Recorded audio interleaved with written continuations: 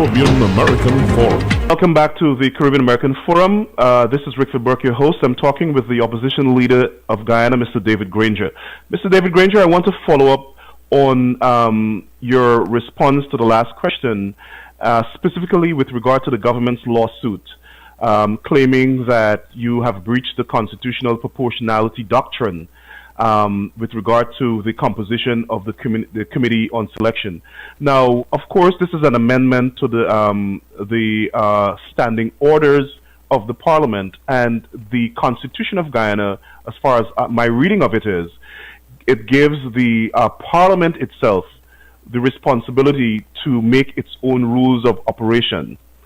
Now, this lawsuit was brought by the Attorney General, and it's a worrying development in Guyana to many of us Guyanese overseas who are observing what is happening in Guyana. It's a worrying development that the Chief Justice, whom I have a lot of respect for and whom I know personally, has been making some very, I would think, rulings that are outside of the scope of his responsibility as Chief Justice. And first of all, what is your opinion on the fact that the Attorney General, who is a member of the Parliament, is one, suing himself because he's suing the Parliament, two, he is the Attorney General of the country and is responsible for legally representing all arms of the state, and the Parliament is an arm of the state. So he's suing himself, and he's also suing his client, which is the state. What's your response to that? Well, I would not like to comment on a matter which is still before the court, and particularly because I am one of the defendants in the matter, and the Chief Justice will give a ruling hopefully in the new week.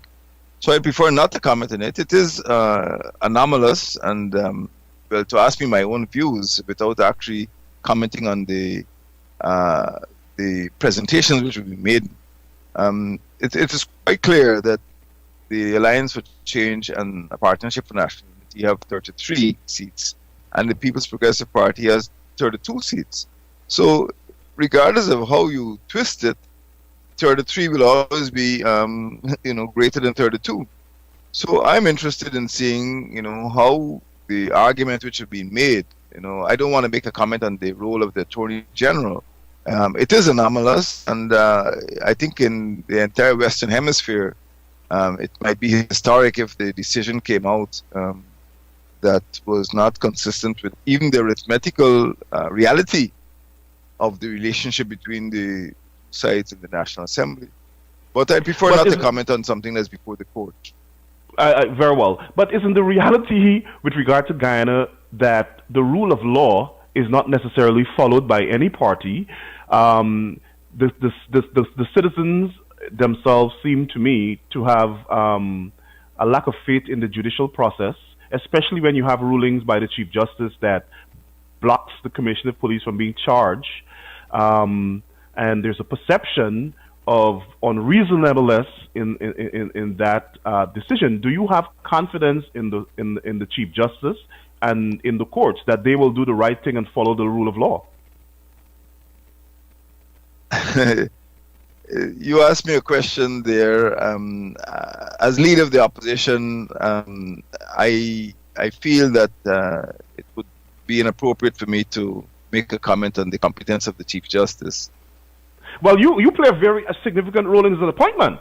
If he's an acting Chief Justice, but the opposition leader, the President can only appoint the Chief Justice, and correct me if I'm wrong, the President can only appoint the Chief Justice based on the recommendation or approval or consent of the opposition leader, correct?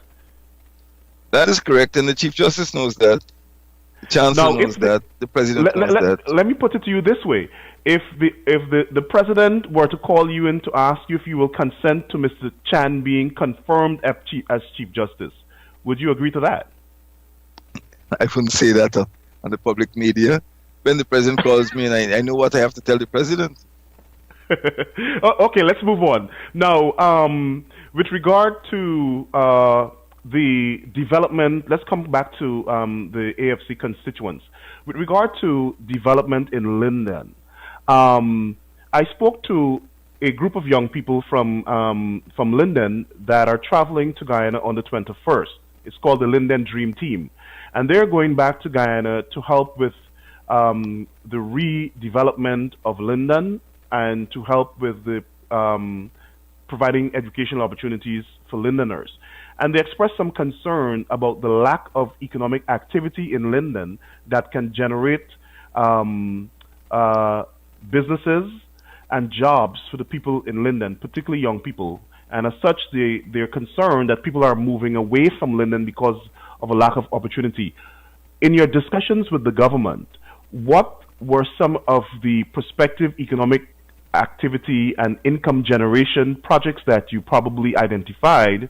And with regard to pollution, is there a plan by the Parliament or the government to work or direct the EPA of Guyana to deal with the pollution in Linden?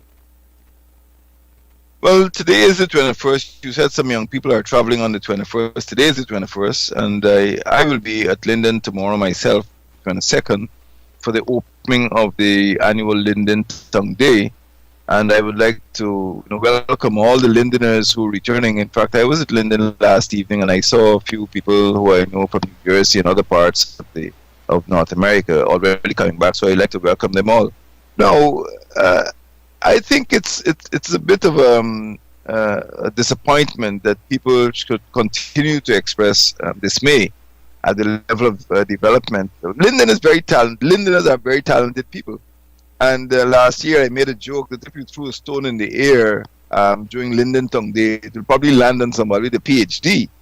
I mean, I don't know any other community in Guyana with so many PhDs. There are very many qualified Lindeners in the diaspora. Linden came up as a company tongue, and perhaps it has a character which is different from that of other tongues like Bartica or New Amsterdam, for example. But yes, for some reason or the other, Linden has not been able to develop that sort of entrepreneurial ethos. It has not been able to develop the economic base that people expected at this point in time. What we have discussed was a removal of some of the irritants, for example, the dust pollution. It's serious. People complain about respiratory diseases. We did mention the need to stimulate investment and the need to provide microcredit.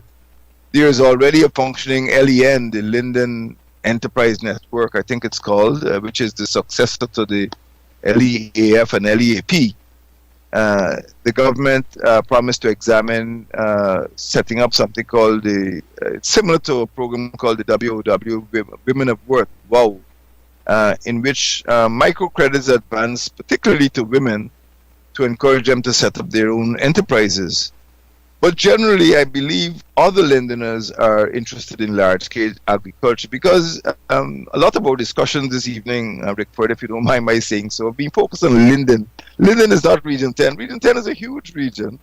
And Right. there were other areas that we must consider in Kwani, in the Borby savannas, which could be suitable for agricultural development.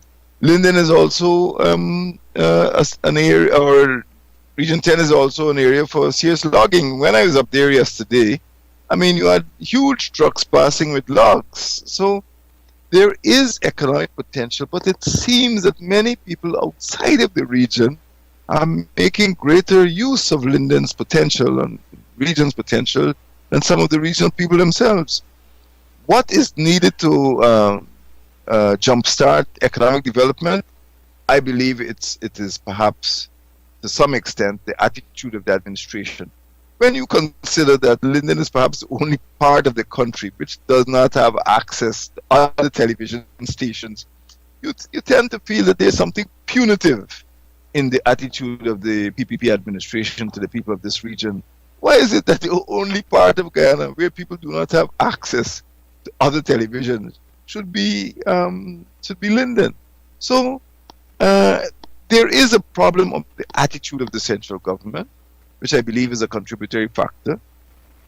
There is obviously potential in the region, for all forms of development.